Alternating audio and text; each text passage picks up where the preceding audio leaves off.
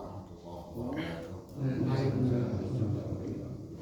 Alhamdulillahirabbil alamin wa bihi nasta'inu ala umuri dunya waddin. Asyhadu an la ilaha illallah wahdahu la syarika lah wa asyhadu anna Muhammadan abduhu wa rasuluhu wa la nabiyya ba'dahu. Allahumma shalli wa sallim ala Muhammadin wa alihi wa sahbihi wasallam.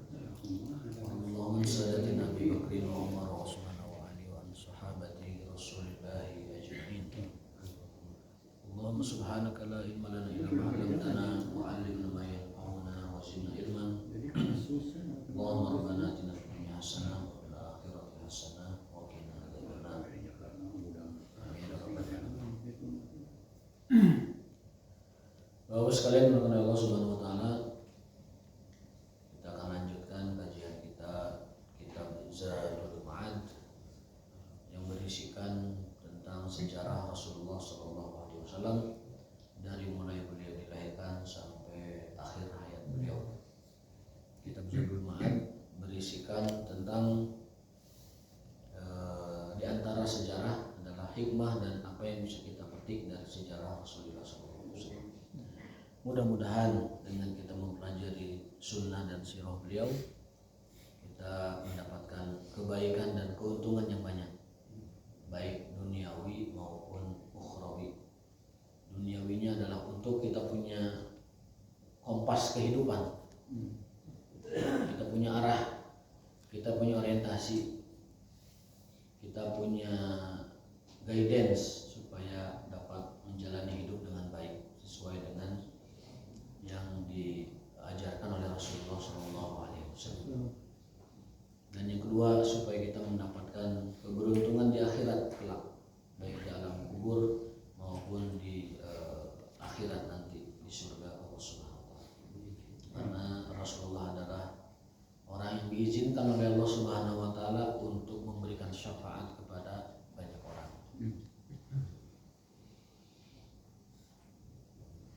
Berbicara tentang syafaat, sebelum kita masuk ke Zadul Ma'ad, ada hadis yang luar biasa ini riwayat Imam Bukhari radhiyallahu taala anhu. Kita mungkin belum nyampe ke sana ya, di kajian yang rutin kita, tetapi kita bisa ambil dari hadis Bukhari lebih dulu ya, sebelum misalkan sampai ke bab tersebut. An Abi Hurairah radhiyallahu anhu, karena sering ditanya ya tentang syafaat, jadi sekalian aja kita bahas. An Abi Hurairah radhiyallahu anhu qala qultu ya Rasulullah, wahai Rasulullah, man as'adun nasi bi syafa'atika yaumil qiyamah.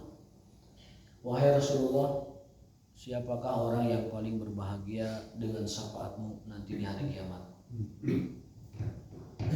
Siapakah orang yang paling berbahagia, as'adun nas, sa'id ya, nanti di hari kiamat? Qala Rasulullah sallallahu alaihi wasallam, laqad zanantu ya Abu Hurairah an la yas'alani an hadzal hadis ahadun awwala minka. Rasulullah SAW menjawab, saya kira tidak ada yang menanyakan hal itu sebelummu kecuali sekarang. Jadi ini Rasul mengapresiasi atau menyanjung Abu Hurairah karena pertanyaan ini belum pernah ada yang nanya sebelumnya.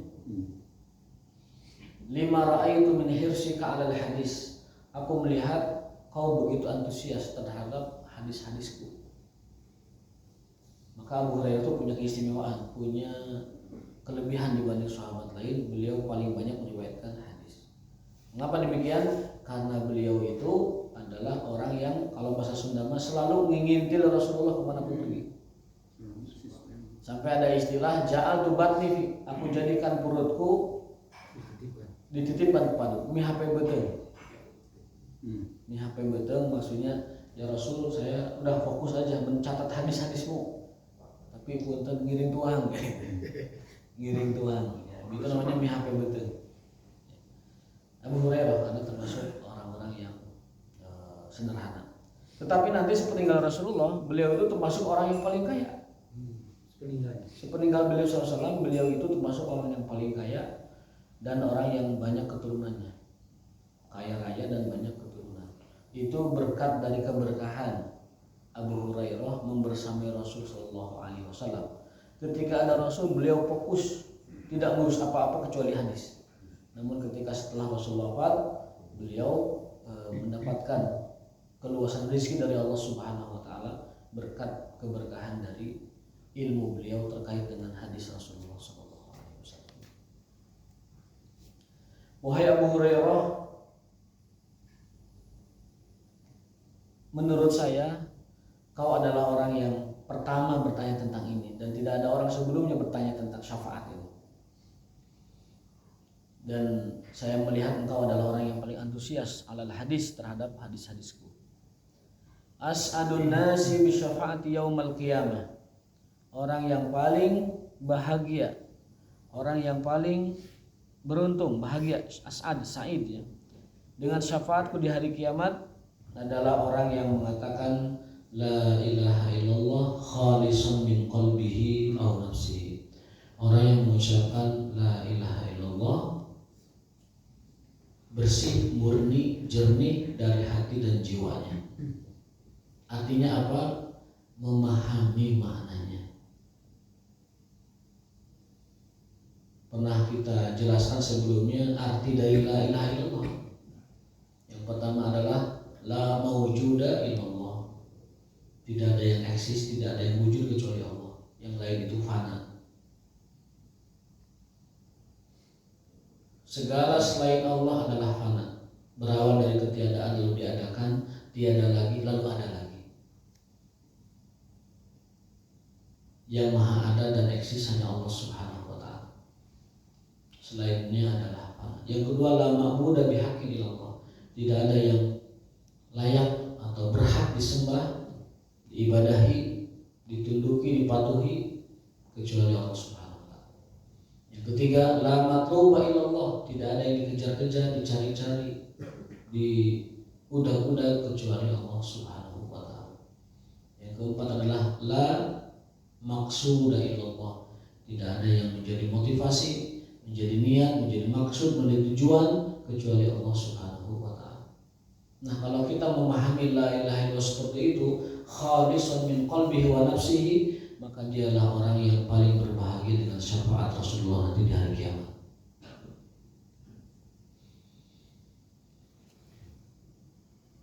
Penjelasan hadis ini, wal murad biha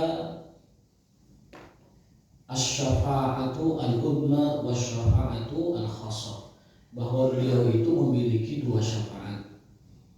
Syafaat yang pertama adalah syafa'atul uzma. Ini berlaku bagi seluruh umat manusia. Ketika umat manusia ribuan tahun menanti persidangan mahsyar, ketika manusia diliput dan diluput oleh keringatnya masing-masing saking panasnya matahari kala itu, manusia berbondong-bondong mendatangi Nabi Adam alaihissalam, lalu mereka mengatakan nafsi. Nabi Adam mengatakan nafsi, nafsi. Hari ini urusannya masing-masing. Mohon maaf, hari ini urusannya masing-masing. Nafsi, nafsi. Cobalah kamu datang kepada Nuh alaihissalam. Manusia berbondong kepada Nuh. Nuh pun sama mengatakan nafsi, nafsi. Cobalah kalian datang kepada Ibrahim. Ibrahim pun sama alaihissalam. Cobalah kamu datang kepada Musa. Musa pun sama alaihissalam. Kepada Isa juga sama. Lalu Isa mengatakan, pergilah kalian wahai manusia kepada Rasul terakhir Muhammad SAW. Lalu datanglah mereka kepada Rasulullah SAW, dan beliau menjawab, ana laha, akulah pemilik syafaat itu, akulah pemilik syafaat itu. Maka Rasul berdoa kepada Allah, meminta, ya Allah segerakan sidang mahsyar, karena manusia sudah terlalu letih, terlalu kepayahan, terlalu menderita dengan penantian ribuan tahun, dan matahari membakar mereka. Waliyahzubillah. Tapi ada orang-orang yang tidak terbakar matahari di padang mahsyar. Siapa di antaranya? Rajulun qalbuhu mu'allaqun bil masajid. Orang yang hatinya selalu terpaut ke masjid. Tapi lempeng dahar masjid rek sholat. Rek sholat maksudnya niat. Kalau latihan ya enggak apa-apa. Tapi kalau sudah jadi niat utama itu. Laisa li ta'am, lakin lil ibadah. Mudah-mudahan kita termasuk orang yang dipelihara dijaga Allah dari teriknya matahari ketika membakar seluruh umat manusia dari Adam sampai manusia terakhir. Mudah-mudahan dengan keberkahan kita di masjid itu menjadikan kita diberikan pertolongan, dinaungi di hari mahsyar yang tidak ada naungan kecuali naungannya. Rajulun qalbuhu mu'allaqun bil masajid. Itu syafaatul uzma, syafaat agung berlaku untuk semua manusia. Syafaatnya apa? Disegerakan pada mahsyar untuk dilakukan persidangan. Jadi membaca orang meh puguh, kasuga kanarakan meh puguh. Tapi menanti ribuan tahun di mahsyar itu berat. Disangkanya di neraka itu lebih ringan dari mahsyar, lebih berat lagi. Ya. Bagi orang-orang beriman supaya segera masuk surga, bagi orang kafir mereka tidak tahu bahwa neraka itu lebih dahsyat daripada yang sebelum-sebelumnya. Ya, sifat dari neraka itu adalah dia lebih dahsyat dari penderitaan sebelumnya. Yauma tu'raduna 'alaiha ghuduwan wa 'ashiyya wa yaumal qiyamati. Selalu ayat itu begitu.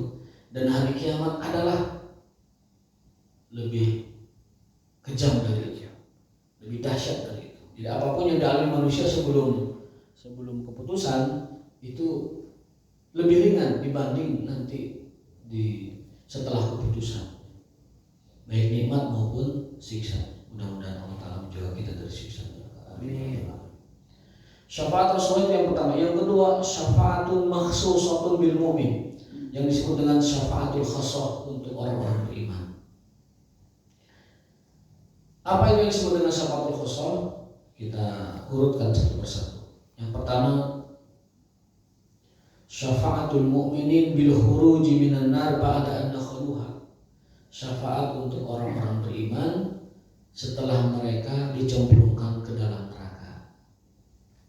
Jadi ini syafaat bagi orang yang ahli neraka. Ahli neraka dari kalangan orang yang punya iman itu disyafaati, dikeluarkan dari neraka. Jadi lagi digodok, lagi disiksa, diambil berdasarkan atau dikarenakan syafaat Rasulullah SAW. Buat orang beriman tapi sudah masuk neraka. Buat orang beriman tapi sudah masuk neraka. Yang kedua, bi adami dukhuliha ba'da istaujabu dukhuliha. Yang kedua, bagi orang yang sudah ada di manifest ahli neraka. Kalau kita mau naik pesawat ada manifest tuh. Tercatat ada list. Anu bade ka Pangandaran mangga nyerat di list biayanya 200.000 list. Nah, orang seperti ini sudah ada di list penghuni neraka. Sudah ada namanya. Tetapi dihapus. Tidak jadi. Ya. Ada mudukhuliha ba'da istaujabu dukhula. Jadi sudah ditulis ahli neraka dihapus. Itu syafaat yang kedua untuk orang beriman. Sudah terdaftar, jadi sudah sah menjadi penghuni neraka gitu. Tetapi oleh Rasul diberi syafaat dihapus. Yang ketiga, bidukhulil jannah bighairi hisab. Ada syafaat yang ketiga, dimasukkan ke dalam surga tanpa hisab sama sekali. Bighairi hisab. Sebenarnya semua orang dihisab, tetapi ada yang namanya hisaban yasira. Karena ada hadis man husiba husiba. Barang siapa yang dihisab pasti disiksa. Barang siapa yang kena hisab pasti disiksa. Man husiba husiba. Hadis tersebut menjadi iskal bagi Ummul Mukminin Aisyah radhiyallahu taala. Jadi ketika Rasul bersabda seperti itu, Aisyah menjadi muskil. Ada yang tidak dipahami oleh beliau. Ditanya, ya Rasulullah, bagaimana ceritanya setiap orang dihisab pasti neraka, padahal ada hisaban yasir? Nah, Rasul menjawab, orang-orang beriman semuanya dihisabnya itu bermacam-macam. Orang kafir mah hisabnya detail, orang beriman hisabnya tidak detail. Jadi ada ada orang-orang yang masuk surga disebut tanpa hisab, itu maksudnya tetap dihisab tetapi tidak ditanya. Jadi hanya diperlihatkan saja, hanya lewat di kamu dunia, tapi Allah lewati pertanyaan-pertanyaannya. Allah lampaui hisabnya, tidak dihisab. Dihisab tapi tidak dihisab.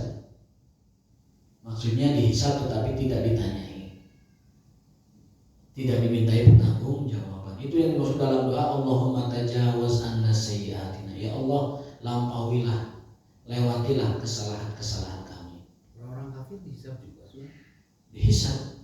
Kan nggak langsung masuk neraka dia. Dihisab sebagai bentuk keadilan, itu persidangan.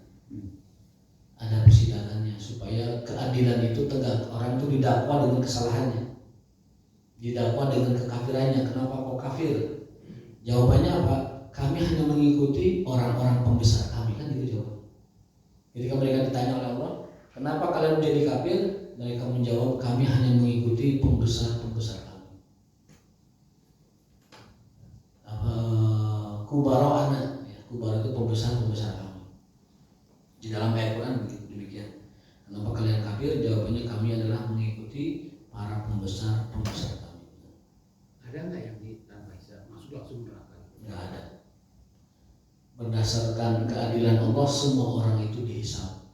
Walaupun dia tidak percaya Allah gitu. Walaupun tidak percaya Allah. Ayatnya adalah wa kullu atihim yaumal qiyamati wirda. Setiap orang akan mendatangi hari kiamat wirda. Semuanya wirda. Apa itu wirda? Melalui hisab itu.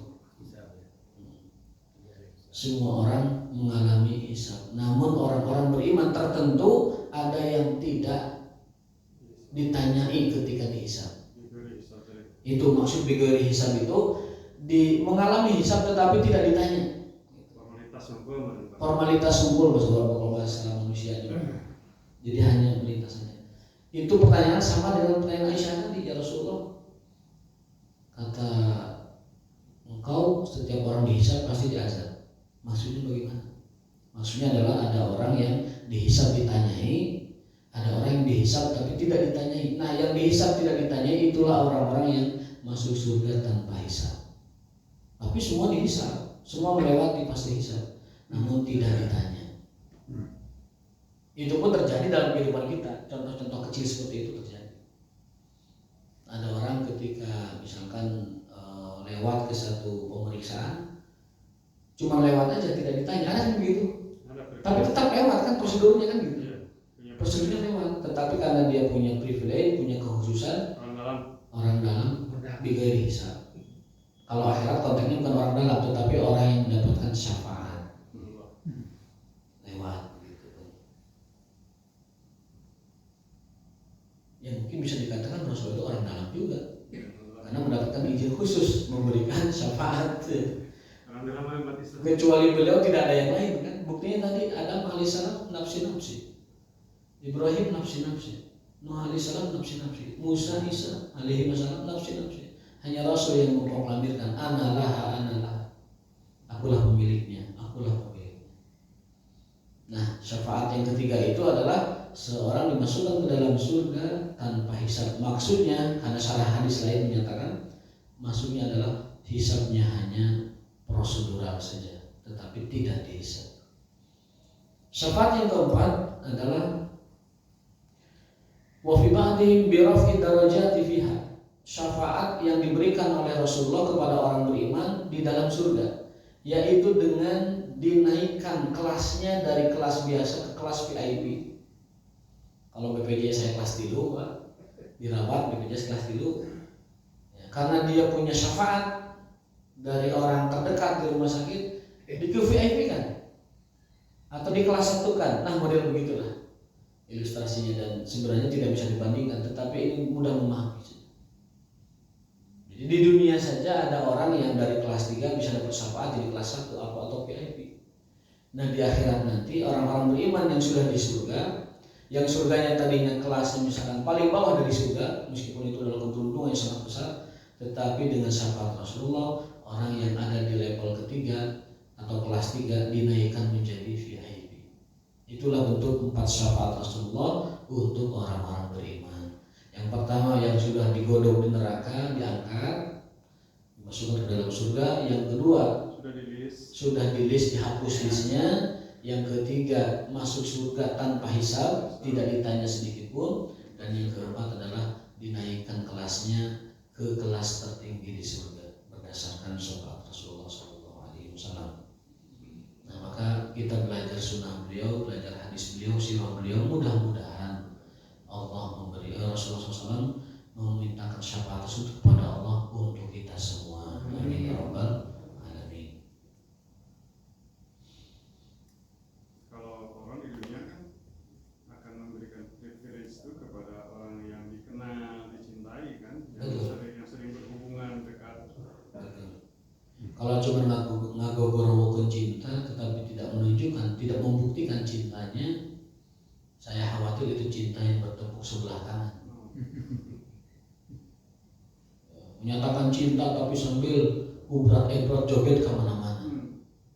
Cinta macam apa seperti itu? Ada yang menyatakan cinta tetapi dengan menginjak-injak sunnahnya. Ada yang berteriak cinta tetapi dengan mengolok-olok petunjuknya. Bahkan ada yang menyatakan cinta tetapi dia merusak nasabnya. Tanda petik. Ada orang menyatakan cinta tetapi menyakiti ahli baitnya. Ada yang menyatakan cinta tetapi menginjak-injak syariatnya. Waliyahzubillah. Kalau gitu, kalau semua dihisab ya, apakah semua orang terus di neraka? Ya maksudnya yang dosa itu abadi di neraka kan ada keabadian. Kalau orang musyrik abadi. Musyrik ya. Selain musyrik itu ada saatnya mereka diangkat dan dimasukkan ke dalam surga setelah masa penyiksaan yang lama. Kafir nggak bisa, kan musyrik. Kafir itu musyrik itu kafir. Yang diangkat itu adalah orang yang ada di dalam hatinya keimanan, tetapi banyak melakukan dosa besar. Itu pun masih ada potensi diberi syafaat Rasulullah. Karena ada hadisnya, syafaati li ahli kabair min ummati. Syafaatku adalah untuk para pelaku dosa besar dari umatku. Nah gitu kan. Jadi selama iman itu ada, selama tidak berbuat musyrik, kemungkinan besar tidak dimasukkan ke neraka itu sangat besar. Karena tadi ada hadisnya, syafaatku aku khususkan untuk orang beriman yang melakukan dosa besar. Tetapi tadi catatannya tidak melakukan kemusyrikan dan kekafiran. Musyrik dan kafir itu sama.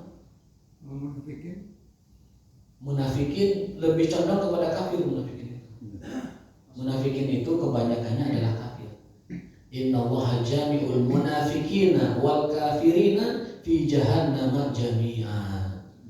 Sesungguhnya Allah menghimpun orang-orang munafik dan orang-orang kafir di dalam neraka jahanam bersama-sama jami'an. Jadi orang munafik itu lebih cenderungnya sebenarnya kepada kafir. Kalau orang-orang terdahulu misalkan yang bertakwa kepada kalau beriman selamat walaupun bukan muslim ya. Walaupun bukan muslim, karena pada hakikatnya agama Allah itu satu, Islam dengan nama yang berbeda-beda. Agama Allah itu satu. Usuluddin, pokok agama, dasar agama dari Adam sampai nanti orang terakhir itu sama. Yaitu apa? La ilaha illallah. Dengan syariat yang berbeda-beda. Contoh syariat Adam, orang boleh menikah dengan kawin silang. Kakak ke-1 nikah dengan adik ke-3. Tapi syariat itu dihapus, tidak boleh lagi. Di zaman Daud, orang boleh menikah dengan lebih dari sekian ratus orang. Bahkan Daud menikah dengan 1000 wanita. Sekarang bisa? Nggak bisa. Sulaiman alaihissalam dengan 100 istri. Sekarang bisa? Nggak bisa. Bahkan oleh Rasulullah dibatasi 4. Muawiyah yang punya 7, ceraikan 3, sisakan 4. Ada sahabat lain punya 5, ceraikan 1, pegang 4. Begitu. Jadi syariatnya itu berbeda-beda. Tata cara sholat, rakaat sholat, gerakan sholat, puasa saja beda. Puasa saja beda. Orang dulu itu bukanya itu hanya maghrib ke isya. Setelah isya itu udah imsak lagi tuh. puasa lagi. Sampai ada kejadian seseorang jatuh tanda petik kepada istrinya. Akhirnya syariatnya dirubah. Buka puasa itu dari maghrib sampai ke subuh. Ya. Dan nggak kebayang kalau cuma buka puasa dari maghrib ke isya, baru makan kolak terus ketiduran. Bisa bangun dan itu bisa tenang kan itu. Istrinya belum digauli dan lain sebagainya, keluarganya belum ada haknya. Maghrib ke isya ribu pasti. Belum lagi ngagiling nanti saya noktek misalkan setengah jam, aduh tambah yang baik kolak itu saya saja. Itu syariat orang dulu diganti. Kalau perintah sholat itu sejak Isra Mi'raj. sejak Nabi Isra Mi'raj itu di Mekah tahun ke-10 Hijriah. jadi waktu 10 Isa, 10 kenabian maksudnya. waktu zaman Nabi Musa tidak ada perintah sholat. Ada perintah sholat, cuma tata cara sholatnya berbeda. Oh, Tata cara sholatnya berbeda. Ada yang sholat itu syariatnya hanya sujud saja, hanya ruku saja, hanya berdiri saja. Dan syariat kita seperti yang kita lakukan, inilah sholat kita. Jadi agama Allah itu satu, dinullah wahid, dinullahi wahidun, millatullahi wahidun. Apa itu at-tauhid? Yakni al-Islam. Itu agama Allah itu satu. Tetapi syariatnya yang berbeda. Apa dalilnya? Likullin ja'alnakum min syir'atan wa minhaja. Kami jadikan untuk setiap kaum, setiap nabi syariat dan manhajnya masing-masing. Walikullin ja'alna minkum syir'atan wa minhaja. Kami jadikan setiap kaum, setiap nabi dengan syariatnya masing-masing dan manhajnya, aturannya masing-masing. termasuk Nabi Ibrahim. Termasuk Nabi Ibrahim. Tetapi asluddinnya atau pokok agamanya itu sama. Apa itu? La ilaha illallah. Nah, kalau ada orang yang sudah mengusik la ilallah atau merusak la ilallah, maka dia ancamannya adalah tadi, innallaha jami'ul munafiqina wal kafirina fi jahannam jami'a. Ini yang dipertanyakan tadi, bahwa orang musyrik, orang kafir di nerakanya itu kekal abadi selama-lamanya. Adapun orang beriman yang berdosa, bahkan dosa besar sekalipun, kemungkinan besar mendapatkan syafaat Rasulullah itu ada. Karena ada hadisnya, syafaatku adalah untuk umatku yang melakukan dosa besar. Jadi tadi urutannya ya, dihapus diangkat, dihapus. Menguatkan cerita ini, ada seorang disebutkan di dalam hadis, dia itu termasuk penghuni neraka. Kemudian karena dia ada iman sedikit dalam hatinya, lalu Allah perintahkan orang tersebut untuk naik oleh malaikat, dinaikkan Di Korea malaikat. di Korea. Ada iman dalam hatinya. Kemudian dia dimandikan di ma'ul hayat, air kehidupan. Siksa azab neraka yang ribuan tahun itu dengan mandi di air itu hilang, tidak berbekas sedikit pun. Rasa sakit yang ribuan tahun itu atau ratusan tahun sesuai dengan amalnya hilang seketika ketika dicelupkan di ma'ul hayat, air kehidupan. Kemudian Allah tawarkan, sana kamu masuk surga. Di dewa ya Allah, cekap di ma'ul hayat tadi di jong-jong gitu. Yang penting waktu di neraka. Masuk sana kalau nggak masuk. Baru di pintu surga, ya Allah cekap di dewa lah. Rawas gitu. Akhirnya didorong dalam kata disuruh masuk kamu ke sana. Nikmati semua apa yang ada di surga. Akhirnya dia masuk. Sampai Allah tersenyum lihat orang itu. Disuruh masuk ke surga, embung-embungan. Dan tidak yakin teh, aduh banyak ke surga orang ini. Banyak orang ke surga. Aneh gitu kan, diangkat, dibersihkan, disuruh di depan pintu surga, menikmati pintu surga, disuruh masuk paksa. Nah, dalam bahasa hadis itu namanya jahannamiyun. Ex penghuni jahanam. Jadi alumni jahanam ya.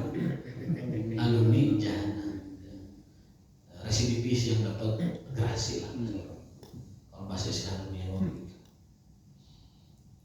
itu orang terakhir yang masuk ke dalam surga, dikenal dengan kelompok jahannamiyun. Jadi di surga itu ada jahanamiun, para alumni jahanam. Tapi dia tidak ada bekasnya. Tadi kan sudah dicuci di ma'ul hayat, air kehidupan. Tapi mudah-mudahan kita mah dapat syafaatnya yang tanpa hisab. Ya. Tidak ada dalam list penghuni neraka, tidak ada dalam manifest penghuni neraka, yang pertama. Yang kedua, tidak tersentuh api neraka sedikit pun, dan bahkan tidak dihisab sedikit pun. Ada kriterianya. Di dalam hadis Rasulullah SAW, beliau bersabda, sab'una alfa min ummati yadkhuluna al-jannah bighairi hisab. Ada 70.000 orang dari umatku. Kata ulama ini bukan pembatasan, tetapi saking banyaknya. Ada 70.000 orang dari umatku yang masuk surganya tanpa hisab. Kriterianya 4. Yang pertama, hum la yastarqun, tidak main jumpa jampe, temen tadi jumpa jampe. Jam jawokan, jampe segala rupa lah pokoknya. Ciri pertama, orang yang masuk surga tanpa hisab, kriteria syaratnya adalah tidak main jumpa jampe. Kalaupun dia main jumpa jampe atau minta dijampe, jampenya jampe syariat. Apa itu? Al-Quran, Al-Fatihah, ayat kursi, falak bin nas. Tidak perdukunan berarti tadi. Tidak melakukan perdukunan dan yang lain sebagainya. Itu syarat yang pertama, la yastarqun. Jampe itu dukun. Jampe itu mantra. Mantra. Jumpa jampe itu main mantra. Mantra. Iya.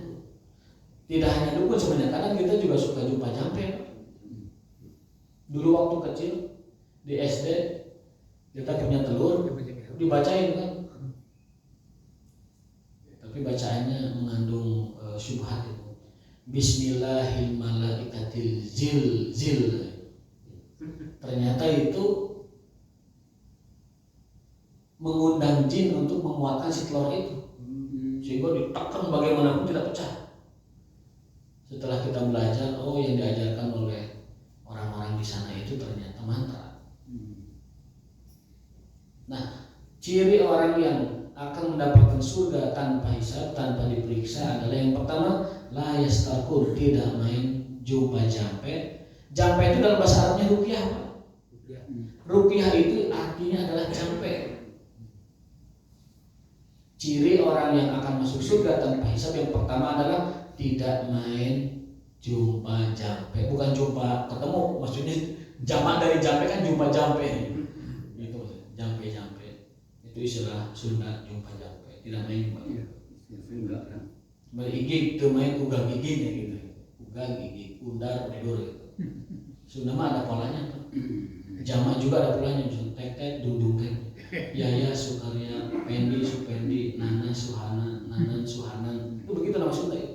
Kalau jamaknya tadi uf'al, af'il, undar, undur dan lain sebagainya. Nah, jadi yang pertama itu orang yang tidak main jampe-jampean, tidak main ruqyah.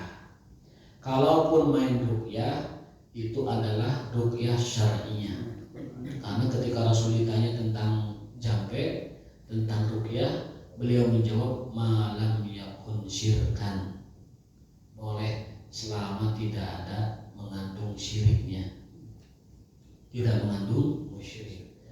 Berarti jampe yang dibolehkan itu jampe yang syar'i, Fatihah, ayat kursi, apalagi falak bin nas, Al-Baqarah. Ya, kalau kita punya gedung baru, rumah baru, itu dibacakannya Al-Baqarah. Al-Baqarah itu adalah ruqyah untuk bangunan. Sesuai dengan hadis Nabi, inna syaitana, sesungguhnya syaitan, yanfiru, akan berlari, kabur, minal baiti, dari rumah, alladzi yuqra'u, yang dibacakan fihi, di dalamnya suratul Baqarah, surat Al-Baqarah. Kalau kita ingin menjadikan rumah kita tenang, aman, nyaman, tidak ada makhluk halus, makhluk gaibnya, dibacakan Al-Baqarah. Mau dibaca sekaligus sendiri boleh, dibaca berjamaah antar keluarga, misalkan setengah juz boleh.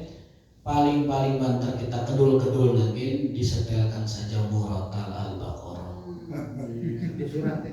YouTube, pantengkan YouTube, just Al-Baqarah. Nah ini tuh Pada kemana kemenangan? Paling cek Cina teh bener-bener saya tanya. Ngusir kami tapi manehna indit bener-bener gitu. Tapi itu boleh. Ya, kata para ulama itu boleh. Jadi cara meruqyah bangunan, properti apapun itu, gudang, toko, kebun, rumah dan sebagainya dengan dibacakan Al-Baqarah berdasarkan hadis tadi. Meruqyah orang ada ya? Ya, Meruqyah orang. meruqyah orang ada. Yang ini syar'i katanya ada jin yang ngikutin terus. Jadi supaya dia jadi baik.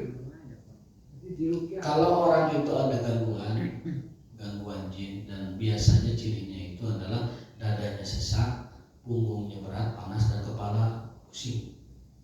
Itu besar kemungkinan ada gangguan.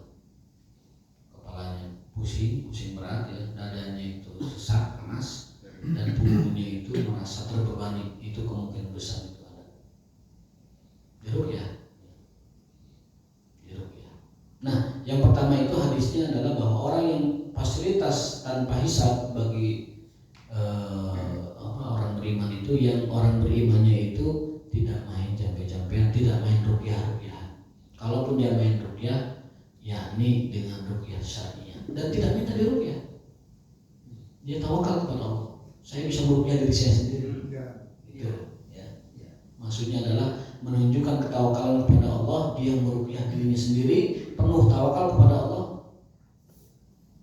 Nah, itu yang dibolehkan. Yang tidak dibolehkan itu main ruqyah yang tidak syar'i, jampe, atau dia minta diruqyah karena tidak pede dengan diri.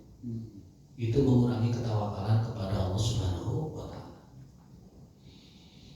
Jadi kalau meruqyah sendiri aja, kecuali terpaksa, keluarga misalnya dan sebagainya, mungkin bisa dia kita meruqyah mereka. Makanya kita sambil baca Yasin malam Jumat, pokoknya kita latihan ruqyah. Ya, itu meruqyah diri kita itu. Diukur kena cai, minum cai. Tapi kali salah minum.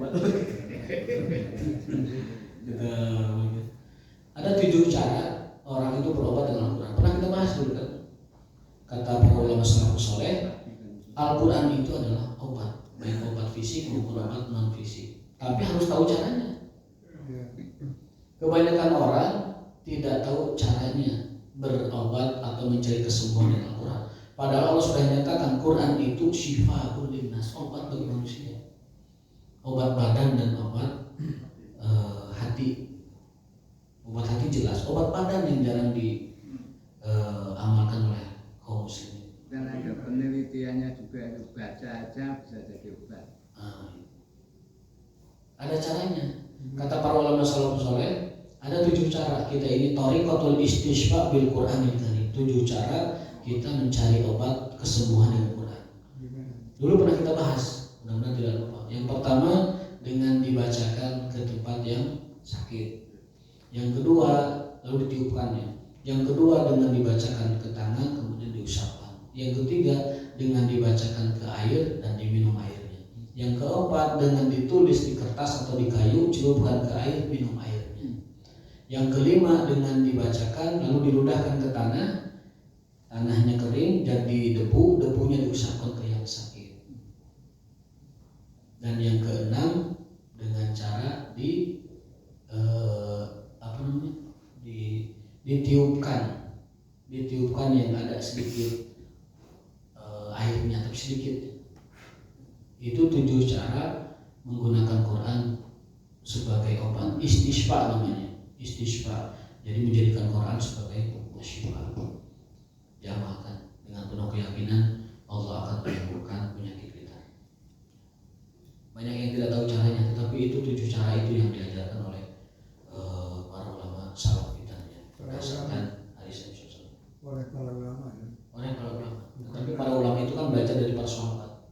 Para sahabat belajar dari Rasulullah SAW. Hindari sama persis buku. Ya, tidak apa-apa. Tetapi itu adalah cara kita istisqa.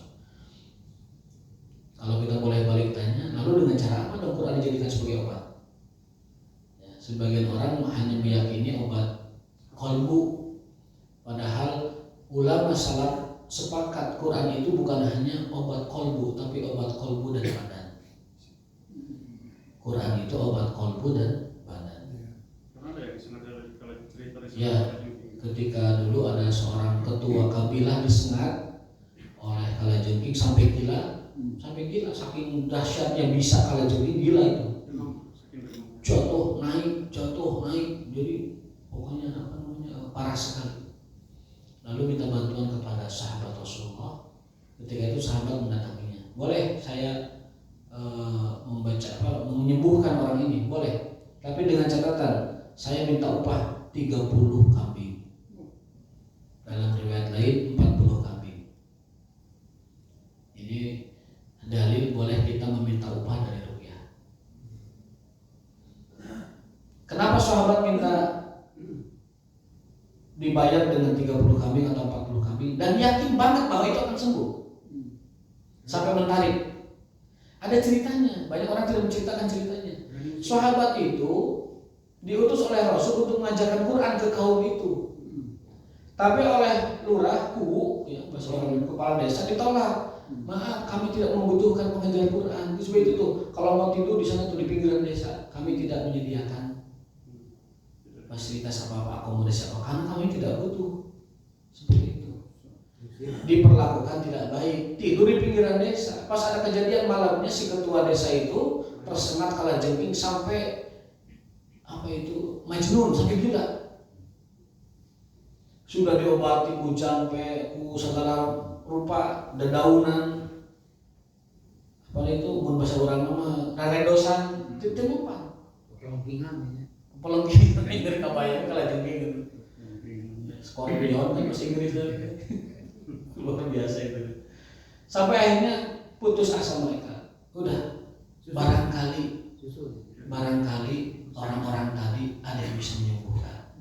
Susul itu kambing di desa, di tenda mereka. Lalu sahabat datang. Nah karena si ketua desa ini punya sikap yang tidak baik, maka sahabat pun tanda petik ya manusiawi lah, baiklah disehatkan saya dengan izin Allah. Bayar tapi, enggak, siap. Dibacakan Al-Fatihah, sembuh langsung. Kemudian sahabat pulang ke Madinah membawa sekawanan domba tadi 30 atau 40 tadi. Ketika sampai ke Madinah, Rasul SAW ditemui oleh mereka, didatangi oleh mereka. Ya Rasulullah, diceritakan gini. Kami bacakan Fatihah kepada dia sembuh. Apa kata Rasulullah? Wa ma yudrika annaha ruqyah. Tahu dari mana kamu itu Al-Fatihah bisa menyembuhkan? Gitu kan? Artinya sahabat dapat ilham dari Allah bahwa inilah obatnya, Fatihah. Dan punya keyakinan bahwa Quran itu obat dari segala macam penyakit kolbu atau badan. Nah setelah sembuh, domba dibawa ke Madinah oleh Rasulullah SAW karena dikasih tahu dia hadiah dari ruqyah itu. Kata Rasulullah, ij'alu li syatan, jadikan untukku jatah dari itu. Bagi itu. Di dalam keterangan para ulama, maksud dari hadis ini adalah Rasul ingin menegaskan bahwa pendapatan penghasilan dari hadiah tersebut adalah halal dan berkah. Karena Rasul memakannya, meminta dan memakannya.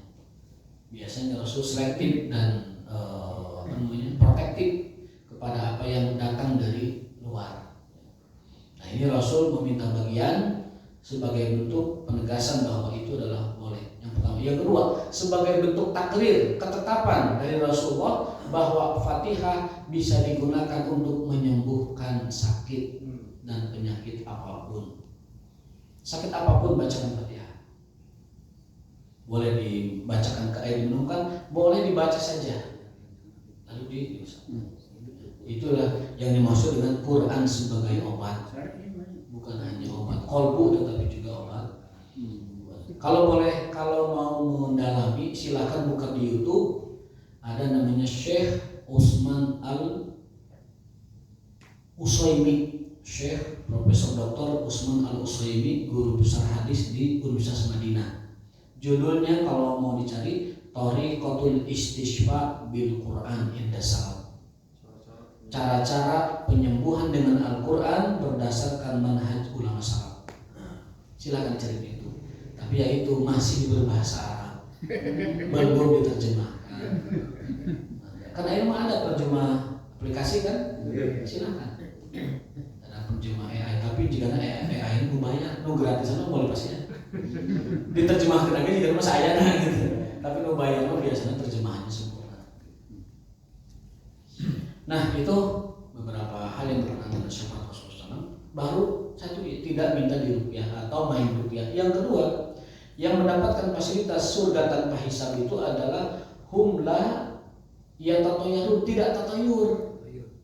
Tatayur itu adalah percaya kepada penglihatan dan pendengaran. Pertanda-pertanda, pendengaran contohnya ada menunjuk cuy, wah ini mau ya. Ayah kuku sirama-rama, ayah tahu ya, nah itu namanya tatayur. Atau tatayur dengan penglihatan, mau pergi ada kucing lewat, wah bahaya balik deh. Wah baik salasa mundur deh, wah bulan Safar mundur deh dan sebagainya. Jadi itu tatayur ya. Tatayur.